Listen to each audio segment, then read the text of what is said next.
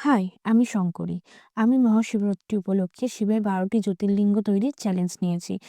আজ আমার সেই চ্যালেঞ্জের চতুর্থ দিন। আজ আমি তৈরি করছি ওমকারেশ্বর জ্যোতির্লিঙ্গ, যা অবস্থিত মধ্যপ্রদেশের নর্মদা নদীর তীরে।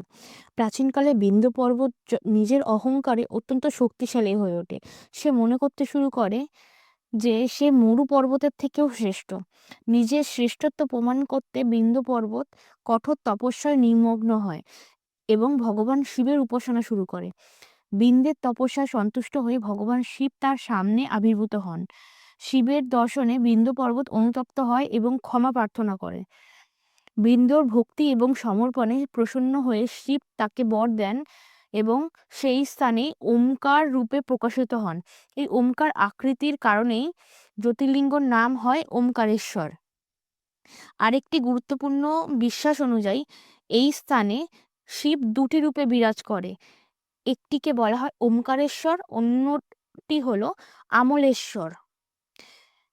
এই দুই লিঙ্গ একত্রে শিব ও শক্তির ঐক্যের প্রতীক। যেহেতু ভগবান শিব এখানে নিজে থেকে প্রকাশিত হয়েছিলেন, তাই ওমকারেশ্বরও একটি স্বয়ম্ভু জ্যোতির্লিঙ্গ হিসাবে পূজিত হয়।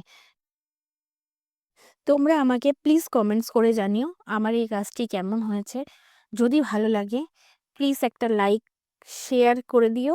আর যদি ফেসবুকে দেখে থাকো তাহলে প্লিজ ফলো করে দিও। আর যদি ইউটিউবে দেখে থাকো তাহলে প্লিজ